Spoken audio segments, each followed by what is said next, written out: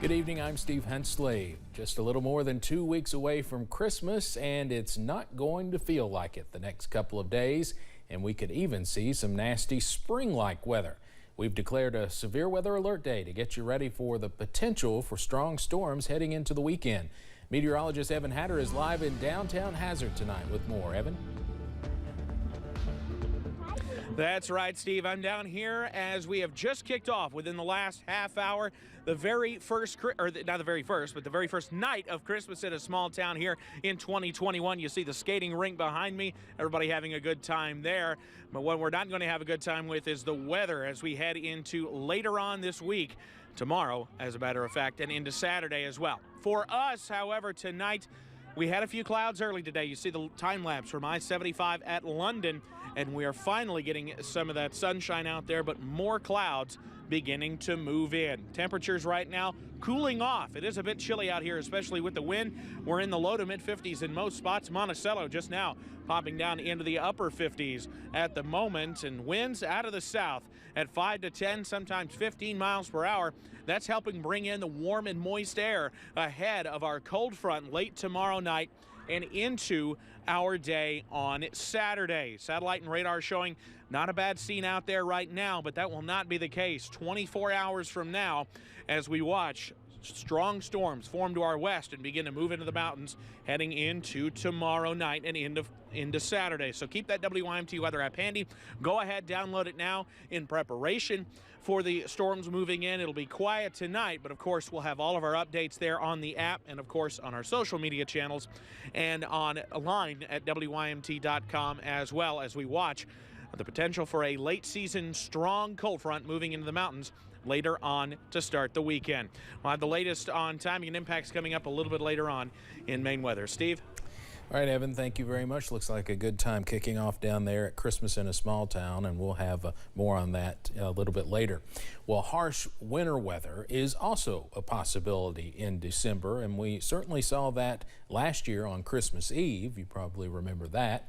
WYMT's Chas Jenkins talks with first responders on how you can better protect yourself.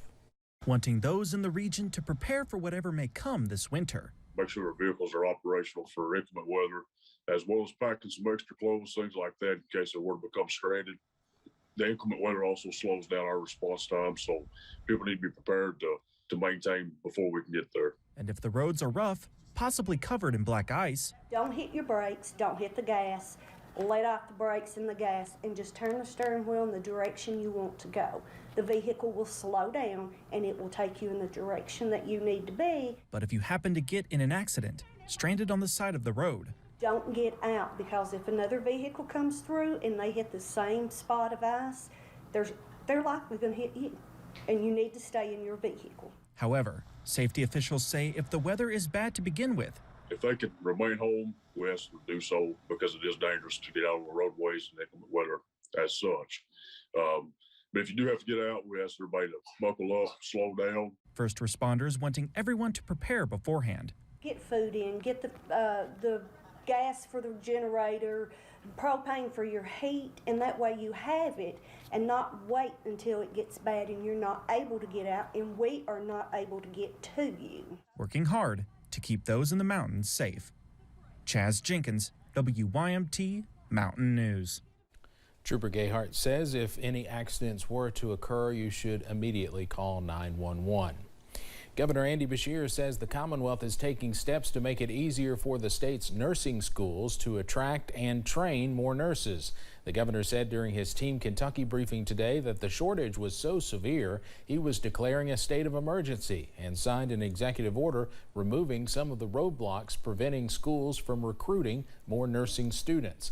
The governor also plans to write several incentives for future nurses in his next budget.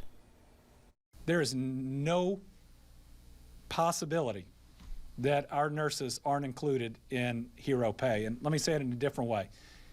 My recommendation will be absolutely to include our nurses in the hero pay. In addition to nurses, Democratic lawmakers have also heard from police and firefighters on why they should be included in the hero bonus pay if that happens. The state search warrant task force met for a final time today. Attorney General Daniel Cameron put the task force together after the death of Breonna Taylor. Chelsea Jones breaks down what was recommended in the meeting. Attorney General Daniel Cameron's search warrant task force held its final meeting this afternoon. The committee approved 8 recommendations to enhance Kentucky's search warrant process. Certainly the work that was undertaken in these months was important and will help improve confidence in the process and bolster public safety. One of the recommendations include consistently training law enforcement officers on how to execute search warrants. As to whether the training that my guys get is appropriate. Other recommendations include tracking where the warrants are served and having prosecutors review the warrants before they're approved by a judge. The committee said it's important for officers to consider the time of day when executing a warrant and contacting Child Protective Services if children are present at the time of the search. I think we do need to have something that is available to those children, whether it's a person, pamphlet. Cameron formed the search warrant task force following the death of Breonna Taylor. She was killed by Louisville police executing a no-knock warrant. Now, members of the search warrant task force tell me they hope these recommendations will help alleviate some of the tension between police and the public. I think it will help. I think it should help, and I hope to goodness that it does help. There were some objections to the recommendations, but the group reached a consensus to move them forward. You know, I think that there was some compromise. Everybody didn't get everything that they wanted, but I think it's a start in the right direction. In Frankfort, Chelsea Jones, WKYT. In the next few days, the task force plans to finalize a draft of the recommendations for state lawmakers and the public to review. President Biden held a series of calls this afternoon in an attempt to assure allies that the U.S. stands ready to take action if Russia invades Ukraine. The U.S. has been sending defense support to the Ukrainian military, with small arms and ammunition arriving this week. But President Biden says he will not send U.S. forces. But the president, in concert with European allies, has made it clear they are coordinating a potential response. I think the message that the United States and I think many capitalists in Europe want to send is that there's a united front. Analysts say the Bucharest 9 members want assurances from the White House that the U.S. will not unilaterally block Ukraine from joining NATO.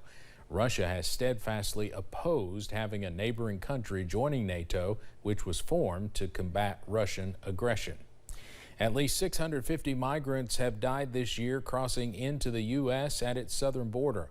That's according to the International Organization for Migration. The agency did not give a reason for the deaths, but says this is the highest number of deaths in 1 year since documentation started in 2014. The agency notes the arrests of migrants along the U.S.-Mexico border were also high in 2021, even during the months when numbers typically drop. President Biden, Vice President Harris, and congressional leaders gathered to pay tribute to the life and legacy of late Senator Bob Dole today. Dole spent more than 3 decades serving in both the House and Senate, representing his home state of Kansas. A World War II veteran who himself overcame disabling injuries, Dole is remembered for working to pass the Americans with Disabilities Act and championing other humanitarian issues. The real engine behind Bob's 98 remarkable years was his love for Elizabeth and for Robin, for public service, for Kansas, and for America. Dole's funeral will take place tomorrow at the Washington National Cathedral before one last farewell service is held in his home state of Kansas. Rapper Travis Scott is opening up about the Astroworld tragedy that killed 10 people. In his first in-depth interview since the incident, Scott denied initially knowing concert goers had been hurt. He said he didn't know the exact details until minutes before a post-show news conference. Scott was on stage when the crowd surge happened and has been criticized for continuing to perform. More than 140 lawsuits have been filed since the tragedy. Scott has denied liability in 11 lawsuits filed against him. A federal jury in Arkansas has convicted former reality television star Josh Duggar of downloading and possessing child pornography.